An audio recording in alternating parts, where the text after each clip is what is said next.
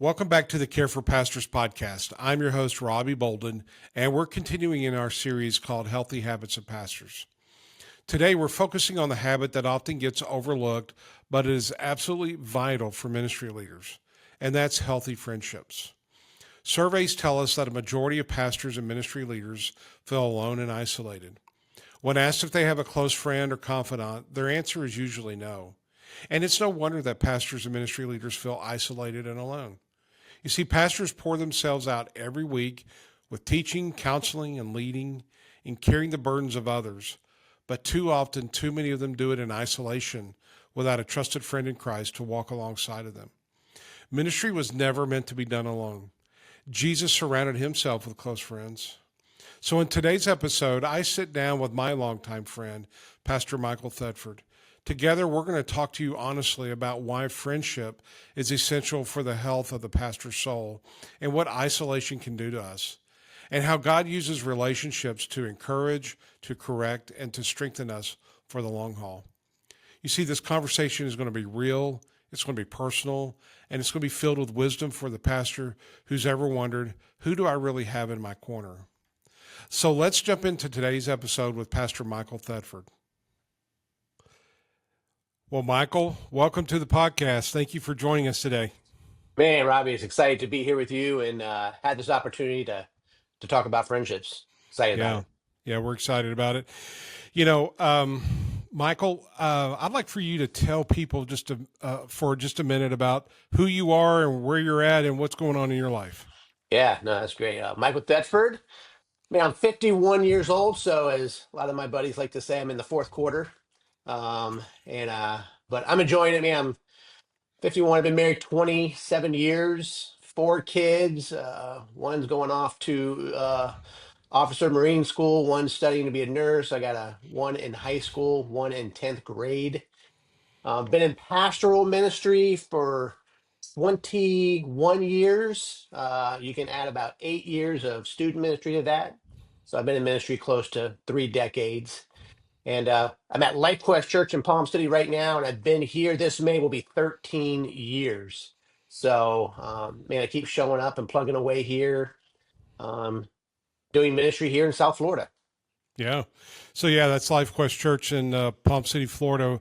Been there many times, got the opportunity to preach at Life Quest many times. Just a great church, really healthy church. And so, we are so excited to talk about today healthy friendships, Michael. And Yeah. we're in this series on habits of healthy pastors. And Mhm. so I felt like, and one of the things that we're seeing in the counseling and conversations that we're having with pastors that we're providing support with, that many of them don't have relationships. They're not really connected to anyone really outside of their own family or their church. And so I want us to talk today about what does it look like to have a friendship with another pastor and another comrade in arms in the ministry, and just Yeah. a brother in Christ who will help walk us through, man, just the challenges of ministry. So you and I have been, man, we've been friends, and I would consider um, accountability partners, Jonathan, David relationship for what, about 10 years now. And so I Yeah. just, About a decade. about a decade. So it's been really good. I feel like it's been healthy. So I felt like I just wanted to share a little bit about our relationship and what Yeah. that looks like. Um, so the reason this is important is because Jesus thought it was important. There are many relationships that you see in the Bible, like I just mentioned, David and Jonathan, uh, Paul and Silas, Barnabas, and then Jesus had Peter, James, and John, and most importantly, he was close to John. So kind of talk to us today about why this is such an important topic and why this relationship is really important. Man, I gotta tell you, first of all, I love the series. I love the topic on friendships and just why they're so vital. I know that just speaking out of our friendship that we've had over the ten years here plus, it's just been huge for me really to have someone that I can walk through my challenges of ministry. the last time I checked, marriage is still hard work, and Yeah. I still need advice and encouragement there because I still say the wrong things and do the wrong things. But man, also just being a dad and having your experience and kind of us walking together through that. And some really challenging situations there, just in parenting, and then in ministry. Man, the friendship that you and I have had that's encouraged me to continue to keep showing up, to not lose heart, to not grow weary. Man, it's been a tremendous blessing in my life. Yeah. Yeah. It's been the same here. I mean, it's just, I have two or three of these friendships. You, my friend Paul, I got a friend Nathan, and those two relationships have been, man, I've had those for almost 30 years, really. That's awesome. And yeah, and then you and me recently in the last 10 years. And Michael, has there ever been a time in your ministry when you didn't have that friendship, and did it ever, man, did it just really provide a great challenge to you to not have someone to reach out to? Yeah, I remember my first church. I was pastoring a small church in a bedroom town of Boston, and a very Catholic, kind of a liberal area. We were a small Baptist church, and man, I was just kind of swinging for the fences by myself. If you could imagine throwing the ball to yourself, running to the plate, swinging it, and Yeah. then trying to go catch it. And it really, what I learned early on in ministry is that isolation over a long period of time leads to depression. Mm, And this was the experience in my life. And I really had no one, and that ministry ended up coming to an end in 2.5 years for a couple of other different reasons. But man, I really didn't have that brother. I didn't have that Jonathan or that David to kind of walk with me through that process. And man, a lot of pain came out of that, a lot of discouragement. Until finally one pastor made me promise that I wouldn't quit ministry after this church because it was such a challenge. But yeah, ministry in isolation um, it's just a dark place to be. right. So when you're in that season of isolation, no friends, just kind of trying to do it on your own, um, what what other problems does that pose? Because I imagine as a pastor, you have a lot of people speaking into your life that have an agenda that, man, they want things done their way. And if you don't have that person to balance that, that could be a problem. So why don't you tell us a little bit about how what ministry was like when you had that isolation? Yeah, I mean, I think the first thing that comes to my mind when you think about ministry and isolation during that time for me was, first of all, I was young, so younger in ministry and pastoral ministry, but I just didn't have good counsel. Proverbs says there's wisdom in the counsel of many, Right, and I just didn't have that, and so I was kind of making decisions that I wasn't sure. I didn't have confidence. That confidence was kind of coming through, then that led other people to question other aspects of the ministry.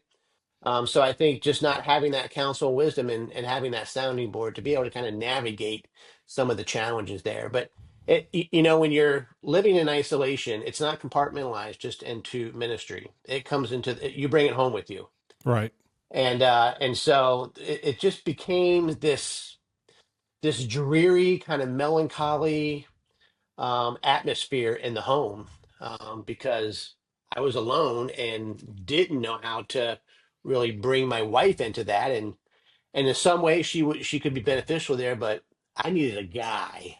right. I needed another pastor to walk with me during that time, and I didn't have it. So it led to poor decisions, low confidence, low self esteem, and then, like I said, it just kind of became this kind of steady decline into a state of depression. So it affected your marriage. I mean, it absolutely affected my marriage, without a doubt. Hmm. And really, I would say in two ways. One is in communication, right? Right. So our communication kind of started to dwindle. And then when you don't have confidence, I mean, I don't know about you, but when I, when I have confidence and I go home and I'm the king, man, and we're doing things, and it really affected our intimacy Right. uh, of being close, and I didn't have the confidence, and you just kind of all the gauges are going down, and so yeah, it affects intimacy and it affects communication, at least in my experience. Right. I would imagine also it affected the way you went to work. I mean, obviously, when you were struggling and you're down, man, the job becomes really a chore, doesn't it? Oh man, it does. It's like walking around with a with an 80 pound backpack on, and and what ends up happening, and I think in my experience was um, over that long period of time, you become resentful, Right. and you even start resenting God. You're like, dude, what are you doing here? What's happening? I'm in ministry. I'm doing your work. I'm supposed to be filled with the joy of the Lord, and I remember years ago when George Bush was campaigning for the presidency, he was on a late night show, and they're like, "Man, how do you do it? How do you keep going and keep doing this?" And he says, "Well, you just fake it, Mm. and you can be in isolation long enough, and you can kind of go so low that you really are on Sunday morning just putting on a show. Um, the real you just isn't operating the way God intended." Yeah, I'd imagine it also opens you up to other kind of what I believe spiritual attacks in your own Mhm. personal life, right? Well, absolutely, because here's the thing: we all want to be validated, and we Right. all want to feel good. And so when you're in these places of isolation and being alone and being withdrawn, then where are you going to get that from? Now, a lot of times people will mix up solitude versus isolation. Right. Solitude is just kind of quieting the world so Mm-hmm. that you can hear God and spend time with Him. Isolation is withdrawing from the world. Right. When we're in solitude, God's talking to us, He's feeding us, and we're getting our source of delight and strength and pleasure from Him. When we're isolating ourselves, we're withdrawing from all those things. So then, the enemy's like, well, this is a great opportunity for me to introduce something else to you. And so it could be anything from sexual immorality. I know I have a pastor friend who started drinking. All these things can kind of come into play, and then there's a long list of pastors who have fallen into all kinds of different sins. But when we isolate ourselves, we cut off ourselves from the relationships that matter most to keep us going. Right. And the source of help too when we're in struggling. Absolutely. So, yeah, um, ministry is I think, one of the hardest jobs anybody could sign up for, right? And if you don't have that companion, Jesus sent out the 12 two by two, right? There was a reason why he did that, Yeah. because the ministry is not meant to be done alone. And I don't know about you, but my wife didn't sign up to be a pastor. So she's content being my wife, content being a pastor's wife, but she didn't come to go work with me. She came to build a family with me. So, Jesus thought it was important for us to not do this in isolation and alone. So when you when did you decide, or when did you realize that you needed that person in your life to walk with you through ministry and through life? Yeah. So Life Quest Church is my third church that I've Right. pastored, and so uh, I guess after doing it wrong two times, the third time you're like, okay, let's try this a little bit differently. But I'll tell Right. you one of the key, I say the key moments for me was so here in South Florida, we're part of the Treasure Coast Baptist Association, and we have a monthly gathering called the Pastors Cohort. And man, it was there that I realized that, hey, guys are oftentimes feeling just like I am, Right. kind of isolated, kind of alone, and not a lot of people can understand the life, the demands and the pressure that a pastor feels. And so we would get together and just have conversations, encourage one another, and pray for one another. And once a month, I'm like, dude, this feels kind of good Right. to know that on any given day, I'm not alone, and I can reach out to one of these guys, and they're going to know exactly where I'm at and how I feel, and they're going to be able to encourage me. I know that I oftentimes the assumptions I make and the way that I see things are not always positive. It's one of the things I love about our relationship. Is because I'll say, hey, you'll say, Robbie, how's ministry going? Well, I'm like, I got this going on, I got this going on, I got this going on. And the first thing you'll say to me is, man, you got a great church. Hmm. And I just got to be reminded of that. Right. So going back to those pastors cohorts, learning that those relationships are really important. And like you, I've got three guys that I'm able to just pick up the phone and talk to anytime, and be able to connect with them so that I'm not isolated and feeling all alone. Right. Yeah, I think it's important to have more than one person. I think for me, um, my buddy Nathan, um, he lives in Texas.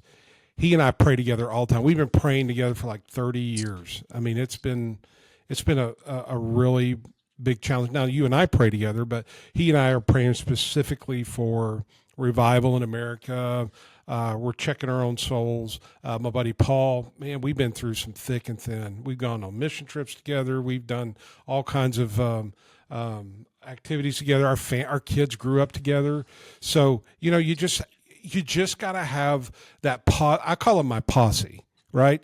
And a posse is a group of guys or a guy, a friend who will, man, no matter what's going on in your life, if you need them, they're dropping everything to come help, right? And if we don't have that kind of friendship in our ministry, and we start to isolate, here's a couple of things that begin to happen.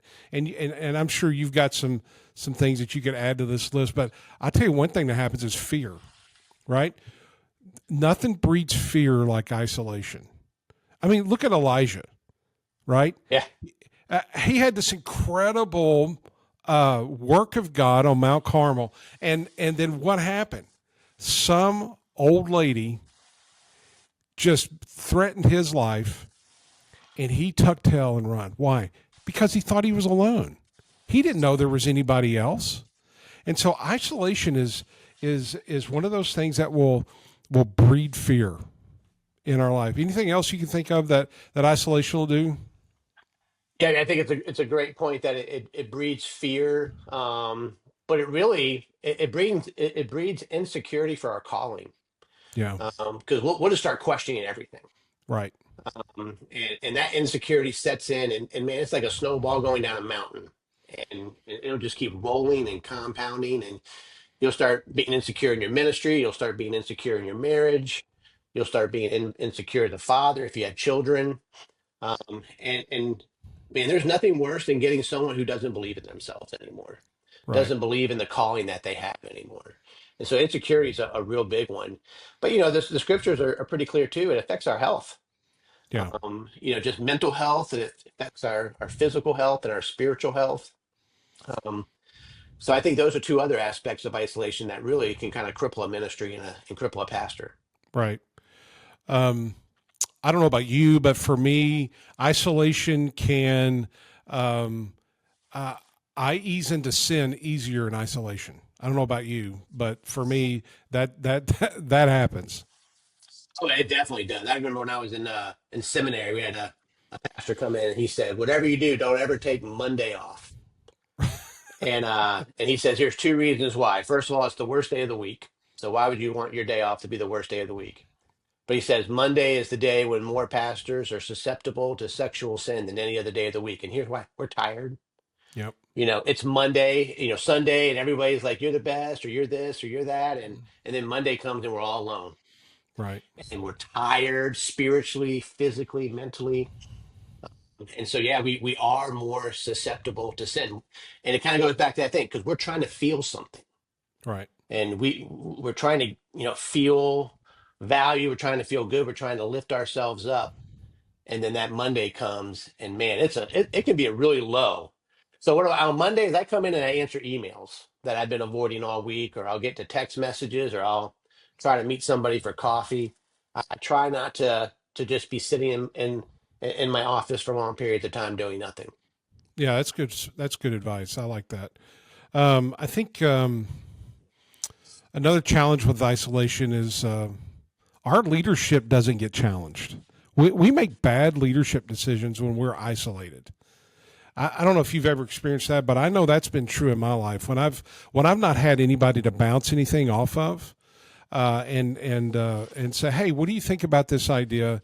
If you're in isolation, you don't have that ability to do that. Um, I don't know about you, but I've made bad decisions in isolation. Yeah, I mean, again, it's I think Paul David Tripp in his book Lead calls it formal accountability. Right. That we got to have some accountability for how we're leading our ministries and the decisions we're making. And let's be honest, there's times when we need to have a conversation with someone that's not on our elder board, Yeah. that's not inside the four walls of the building. Years ago, you may remember this, Robbie. It was like in a month's time. Uh, my worship leader, who was kind of heading out the door, but she ended up finally deciding that she was going to go leave and record a record. My youth pastor moved out to California, and those who had been leading my my children's ministry for many years decided that it was just time for them to find another church. So in like a month's time, like some of the vital ministry leaders of the church walked out the door, and I was like, "What is going on?" Yeah. Nothing happened. They were all three different reasons, but man, that was one of the lowest times in my ministry, and that's a time when I know our friendship that we had. You were really able to encourage me to come alongside me and really just spur me on to loving good deeds and not quit. Right. Yeah. I think you said something that's really important. I want to explore for a minute, and that's your friendship is outside of the four walls of the church. Why do you think that's really important? Um, well, I think for a couple of reasons. The first one is they'll be able to speak truth in you because they won't be motivated or manipulated by anything that's happening inside the church. Right. They don't have a horse in the race. So I think the other thing is they can give you a clearer perspective Mm-hmm. on Yes. what's going and what's happening. And here's the thing: like when we're in the thick of this with church and with ministry, oftentimes our motivation is not spirit led. Let's be honest. I mean, people come and they want a certain ministry to be highlighted and elevated, or they want a certain thing to happen, but it's not necessarily being led by the spirit. So you get a guy from the outside who is a friend, someone you can trust, and man, they're gonna bring those things into the lens of the gospel and say, okay, what is God saying here? What's God doing? What is He not doing? And really kind of give you that other perspective. When you're inside of it, I mean, when you guys all smell, you smell, and so it's just hard to know who's stinking the worst. Right. And so that's why you really need that outside brother who can look in and speak truth. Right. Right. I want to add one other reason why we probably should look outside the church, and that is you minimize and mitigate betrayal Mm, in the church. I cannot tell you how many times I've trusted people in the church with my stuff, right? And yeah, they've come back and used it against me. yeah, Now, the Satan is the accuser of the brethren. And he is constantly looking for opportunities for you and I to be accused of anything and everything. And so one of the things that I've learned is that, and some people disagree with me on this, and that's just fine. But I just think there's been experiences in my life where I've trusted people within the church, and they've used it to undermine me and to undercut me. And it's not because the friendship was terrible. It's just because the enemy looks for opportunities to create division. And um, all three of my friends, my posse, we all have disagreements. You and I have had disagreements, but it doesn't affect um, our relationship.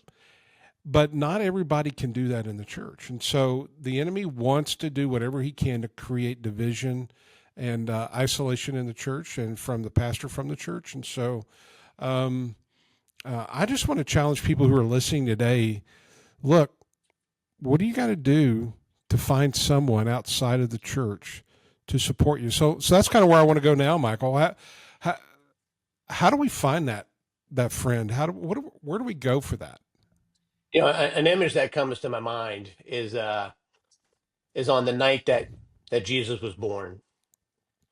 You know, if you read that text, you know it doesn't say there was a shepherd out in the field. It Right, says there were shepherds right, out in the field that night. There were a group of shepherds who had their flocks together, walking that out together, protecting together. But those shepherds were there for one another.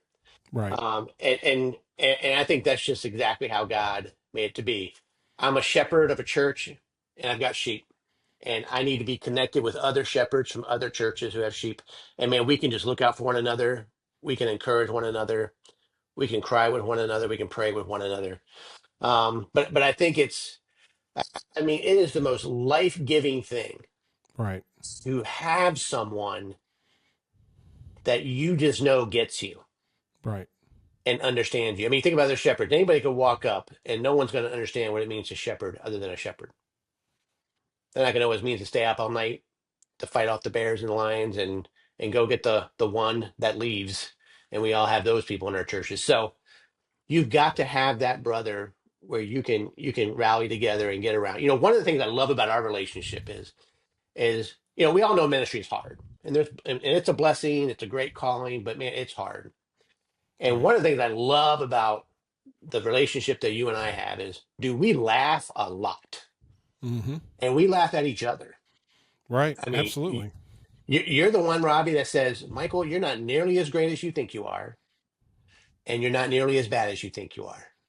Right, And so, you know, you got to have that brother, you got to have that friend, so that you don't take yourself too seriously or too poorly. right, And you're reminded that you're a human being. I mean, sometimes we need to be saved from ourselves. right, right.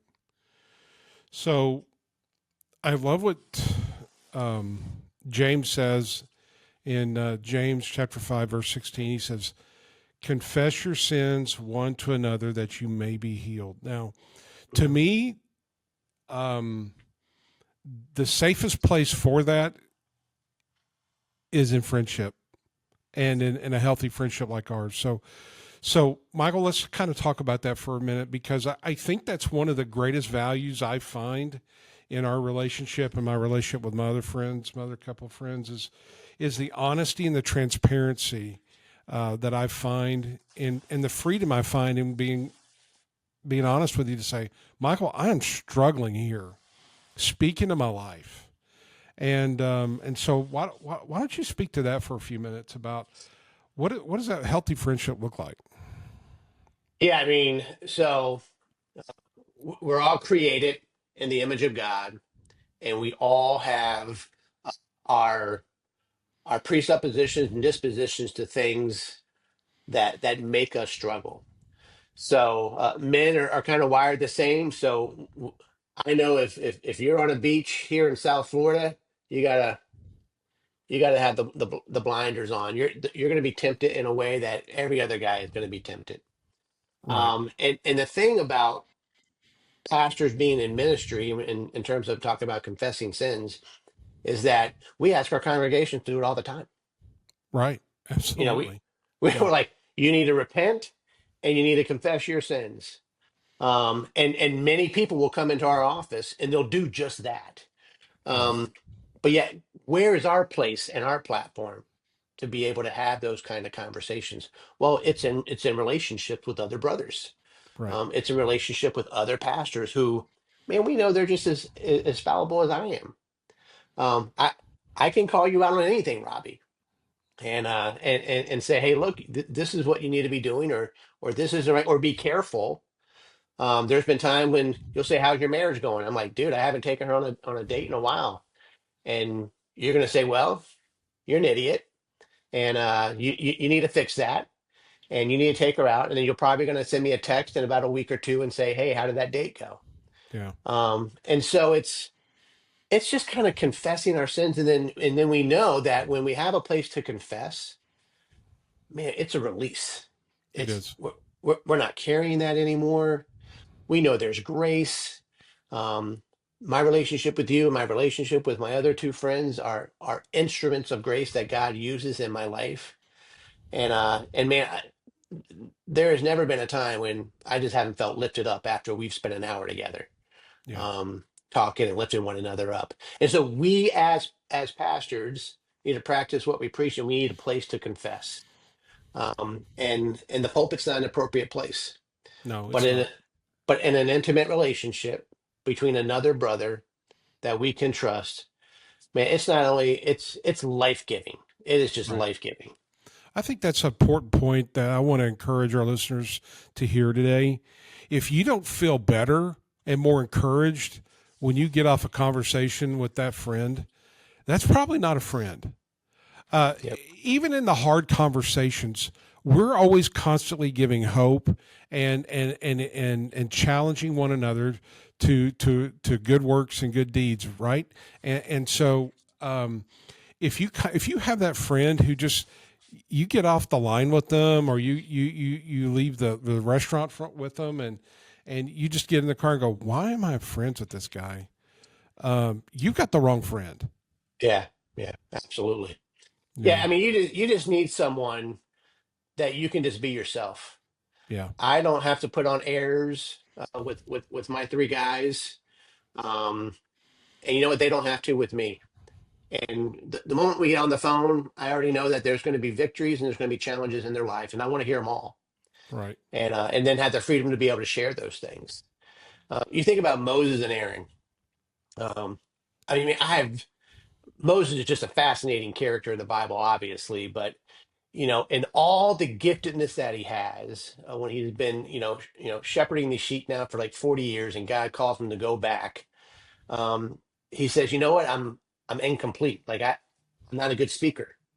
Right. I don't have a voice." He said, "Don't worry. I'm gonna partner you with someone, and that person's going to be your voice." And so what you ended up doing is you put these two guys together, and then God uses them to do great things. And I think God's even done that in our lives in a way. Last year we did men's ministry together, our two churches, and our two churches got to see two pastors that love each other, Hmm. that care about each other, that have each other's backs.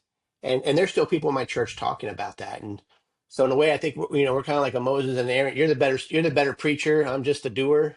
Um, but man, I just like how together we had that friendship. And if you don't have someone where you don't feel like you compliment them, and like you said, you get off the phone and you don't feel refreshed and enlightened. Um, yeah, I mean, I think you need to develop a relationship with someone that can kind of meet those needs for you. Yeah. Yeah. Well, I know you have a bad tendency, and I'm going to call you out for this, for exaggerating the truth a little bit. So, yeah, we know you're the better preacher and teacher. So, one of the things that I think is valuable in our relationship and in my other two relationships and yours, I'm sure, is being open to correction. You ever needed to be corrected, Michael? More so than I probably care to admit. Right. So just my nature is I tend to look at the things that are not going well. Hmm. And so I'm just bent that way. I wish I could change it. My wife wishes I could change it, but there'll be seven things going right, but I'm looking at the one thing over here that I still got to fix. Right. And that's what I love about our relationship, because you will say, "Hey, Mike, stop for a minute. You have a great church. You have a growing church. The heart of the people I mean, and you'll just kind of go through these things. And dude, I'll leave here on that day, and I'm thinking, dude, I got the greatest church on the Treasure Coast." You do. I'm Because jealous. you make me realize that. You make me see the other side. And so, I'm just bent towards seeing the one or two things that are wrong and not seeing all the things that are right. And man, there have been days when it's been a challenge to think, how will I keep this up? How will I keep going? Or you can even start playing that game in your mind. Is there something better out there? Right. And that's another thing that, isolation can do. We'll isolate our place to where we're no longer effective where we are, but we think we'll go somewhere else and be effective. Yeah. terrible pattern, Well, but it yeah. happens all the time. The problem is we take us with us, That's right. right? And so the grass isn't greener on the other side of the fence. What it is you're taking your own your own brown grass with you. So, and that's because God is trying to teach us something in the midst of our own struggle.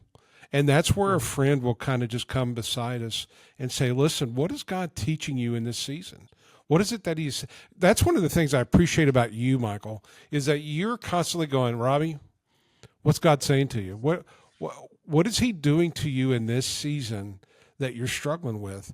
And so you make me think through that, and you help me to process what's going on in my own mind and my heart. And if I don't have a good answer, you kind of go, well, okay, this is something we got to pray about and work on. And it's not about a perfect answer. It's not about a perfect relationship. It's about being perfected in community. And that's what God's called us to be, is in community. Well, sure. I mean, there's been times in your walk in ministry where you weren't really sure what the next ministry was going to be. Yeah, And man, I mean, this we're talking years now, but we prayed through those things. But you know, the at the end of those conversations, it was all the same. Okay, keep waiting. yeah, God's going to do something. Don't stop waiting. Don't stop listening. Don't stop believing the calling that God's put on your life. And of course, we've seen so many things happen over the years, and God's still working, incredible things in your life. But it's really about speaking into your life, and you've spoken into mine, that we really just have to keep showing up faithfully and be reminded of the good things that God has done. I'll tell you, you and my two friends, Rob and Pastor Rick, what you guys ultimately do for me is, and this is kind of like an extreme statement, but you save me from myself. Because if I was left to myself, I would have quit 1,000 times. right. If I was left to myself, I wouldn't believe I could do anything over time. If I was left to myself, I wouldn't experience grace. I wouldn't experience levels of transparency. I wouldn't experience levels of joy that these relationships bring into my life. And so, I mean, it's an extreme statement, but I think it's a true one, that I really am saved from myself many times through the relationships I have with great pastor friends. Yeah, I agree totally with that. Um, I can't tell you how many times I've quit, and you've talked me off the ledge. I mean, I'm just being honest. I mean, this is, again, I go back to what we said in the beginning. This is the hardest job. Nobody in their right mind wants to do this work. And that's not to diminish the work. That's not to say that it's not valuable but if you're not called to this, Yeah. it's going to kill you. And too many pastors are quitting because they don't have this kind of relationship that we have, where we can rescue each other, man, off the ledge. And again, I think that's where Elijah kind of went off the rails there and ran and spent a lot of time in isolation. And God's going, "Why are you here?" "Well, I'm all alone." "No, you're not." And that challenge that God had for him, and then what happens? He grabs Elisha and a partner in ministry, and it and God used that to change the trajectory of his work. I mean, it's almost common sense that we have to say it, but there's nowhere in Scripture where God is calling us to isolation. Yep. I mean, even go back to Genesis. In Genesis chapter, it's not good for man to be alone. Right. I mean, that was introducing Eve and marriage and all that, but even from the beginning, it was not good for him to be alone, and we're not meant to be alone. I think the other danger of that isolation is you will be surprised how quickly you will begin to justify your actions, Yeah. and justify the things that you do because you believe that you deserve something better. Yeah. And man, that's a place that that starts to stink real fast, and leads to all kinds of brokenness in ministry and marriage and in families. Um, there was a time in my life when I just really struggled with anger. I mean, in a really bad way, and God really had to deal with my anger. But part of that problem is that I had no way, and I had no relationship to be able to express what was happening to me. And so I became resentful. I became angry, and man, we know what Proverbs says. It's easier for a man to take over a city than it is for a man to overcome his anger. Yeah. And that's the place where you live. I'm telling you right now, Robbie, there are men listening to this podcast right now who are resentful and angry because they've allowed themselves to be isolated for a long period of time. Right. Absolutely. No, I that's 100% accurate. And I'll tell you this, the majority, I would say 99% of the people who seek support from Care for Pastors, one thing's true of them. They do not have a friendship. They don't have that Jonathan in their life that they can talk to and be honest with. And that's one of the first things I explore when I talk to somebody is, let me ask you a question. Who's your Jonathan? Who's that person that you are walking with through these challenges you're facing? And 9 times out of 10, even more than that, they say, I don't have anybody. Well, you need to get somebody. So that leads me to that next question, Michael. So how do we find that friend? Yeah. How did you find that friend? Well, I tell you what, I remember very clearly the first time you called me. At this particular time, you were driving long periods of time going down to like Boca or Miami. You were a chaplain down there, and one day you called me up and you said, "Hey, man, I just wanted to know if you wanted to grab lunch and grab some barbecue." And you and I went to Sonny's barbecue. I still remember it to this day, and that started our friendship. Yeah. It's just look, we all like to eat. I mean, we're Yeah. Baptist. Exactly. Um, and so, how do you start? May you find someone in your area that you're like, okay, we're both pastors, we're kind of like minded, and man, just go have lunch. And that lunch turned into a decade long friendship that has encouraged both of us to continue on in ministry and not to take ourselves too seriously. Yeah. Let's talk through that lunch real quick. So did we spill our guts the first day that we met each other? Man, no, no, you know what? I think we kind of talked about our ministry journey, Yeah. from like where we went to school, where we went to seminary, those kind of things. We talked about our marriages, but man, I mean, I wouldn't say it was too heavy. It was just like, hey, here's how I got here. This is how I got into ministry. And then that Sunny's barbecue led into another Sunny's barbecue lunch, and then you know they turned into phone calls, office visits, and things like that. Yep. Um, but man, it was just getting to know each other. Yeah. I think one of the most important things that um, happened was we just began to build trust, right? Yep. It wasn't like we told everything we knew.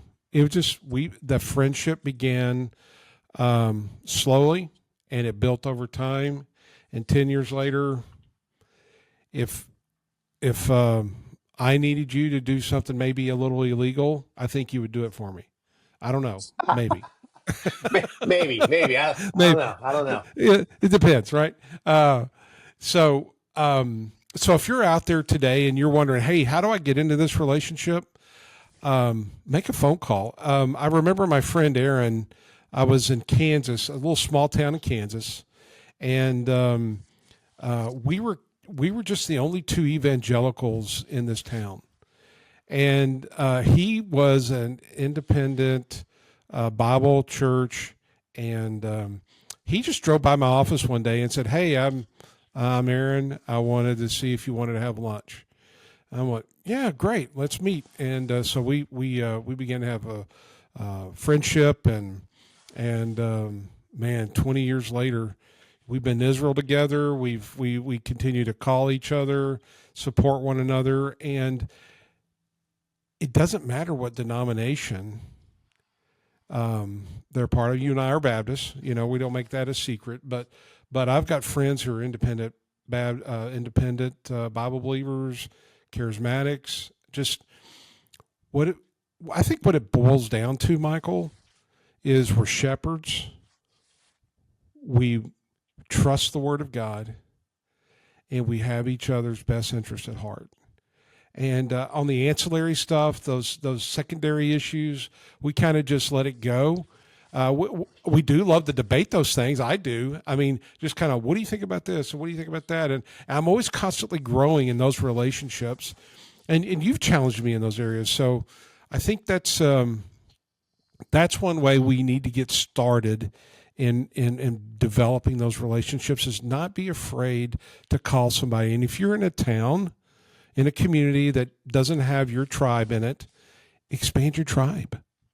Yeah, I mean, you know, as I just think about our relationship and our friendship, and talking to anybody out there that needs to find a brother to be able to do this with, and you know, we've talked about confession, Mm-hmm. we talked about transparency, we've talked about encouragement, but there is one aspect of our relationship that I love, and I really want to make sure we highlight it here is we also take time to celebrate one another. Yeah. I'll send you pictures of my son who's, you know, graduating, being commissioned as an officer, and I'll shoot that to you. And you're sending me pictures of your daughter who's going to be having a baby. And I mean, we celebrate life Yeah. together. And I mean, I love that about our relationship. And so I think every person listening to this podcast, as you're looking for someone, it's not just so that we can dump on each other.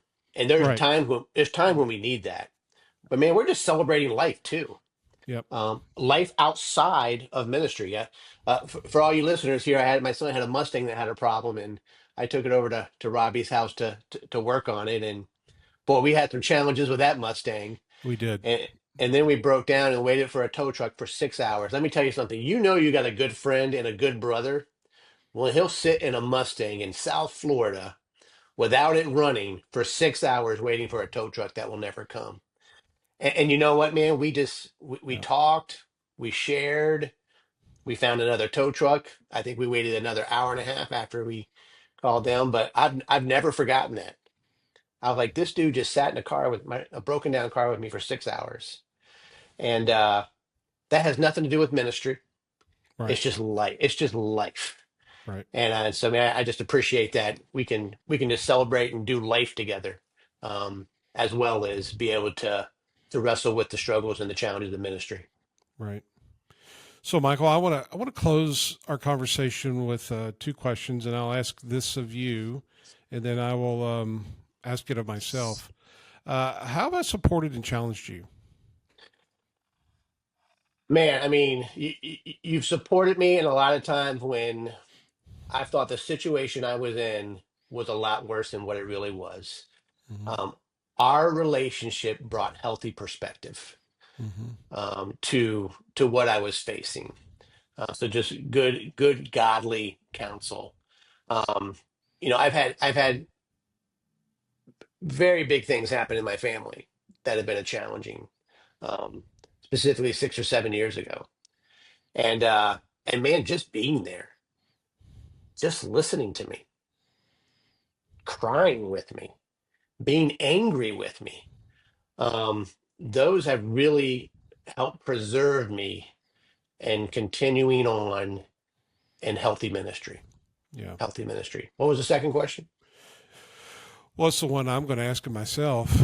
How have you supported and challenged me? And I think as I think about our relationship, you know, I've had a lot of transitions in ministry, gone from pastoring to counseling to providing coaching and support for pastors, and that's been a tough transition for me Yeah. because I'm a shepherd at heart, right? And there are a lot of times I doubted myself, and you didn't. You continued to speak life into me and tell me who I was, what God's called me to, and reminded me of what He was doing in my life, and providing that support and direction for me. So, um, Michael, you've just been that kind of a support to me, and you've challenged my negative thinking. And you've challenged my bad attitude at times, especially when it comes to. I don't want to mention any names right now, but there are people in my life that I just wasn't a big fan of, and you encouraged me to see the best in them. And the person you told me to put a 10 on, right, every week, and that relationship has turned out amazing Mm. because you challenged me to not be a jerk, but to love that person where they're at and to walk with them as they are involved in my life. And so, um, yeah, I am grateful for you, Michael, and you have been a blessing to my life. And my hope is that our listeners can find a relationship like what we have. I tell you what, and at this point in my life and ministry, I truly could not imagine going forward without the support system I have with other pastors and other brothers. Yeah, And like you said, they each relationship has a different flavor, right? Um, we kind of minister each other in different ways, uh, but they're so life giving. And I know for me, and I know from you because I've known you for the last 10 years now. Um, it's incredibly so. Man, I don't even have the right words. Like it's fascinating how quickly we forget things. yeah, Um, and so, yeah, I've reminded you many times, Robert, you're a shepherd. hmm, That's who you are. These transitions are part of God's plan, but you're a shepherd.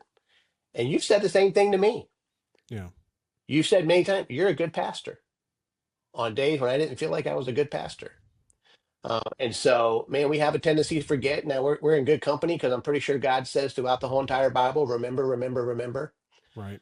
But you need someone to help you remember the things that you will quickly forget about Yes. yourself. Amen. Well, Michael, thanks for this time. And if people wanted to reach out to you and get a hold of you, how can they do that? Yeah, I'm on Michael Thedford. I'm on Facebook. I think there's like two other Michael Thedfords in the world, so just look for the one that lives in Palm City. I'm on Facebook, Instagram. I have an email, mike@lifequestchurch.com. You can reach out to me there, and man, love to help you out in any way I could, or give you any kind of encouragement that I could. And yeah, just reach out if I can do anything for you. Yeah, I do want one more thing I want to encourage you to do with your friend is go on a mission trip with him. Michael and I have had the opportunity to do that, go to Israel together, and I want to tell you what that those opportunities build such bonds in your relationship. So go find a friend, go on a trip with them, and it'll be the greatest thing that you do for your own soul and your spirit, um, to keep you being in the game for the long haul. Because listen, we we're called to persevere. Too many pastors are falling off the edge because they don't have this relationship. And I want to challenge you guys and gals to get that kind of person in your life. Michael, the last word to you. Well, man, I want to say thank you for this opportunity to talk about this topic, because it is so vitally important. And we need healthy pastors shepherding healthy churches, Yes. and we do that when we do it together. Yes. And so that's just a great encouragement, and I'm so grateful for our friendship. Again, one of the things I love the most is, dude, we love to laugh, Yep. and I do not laugh enough. But whenever we get together, man, we have a great time. And I just love you, and I appreciate your friendship, your ministry, and thank you for giving me this opportunity. Yeah, love you, brother, and thank you for coming out and sharing with our pastors today. Thank you, everyone. If I'm right, I believe that it's your turn to buy lunch. Oh yeah, it normally is. It normally is.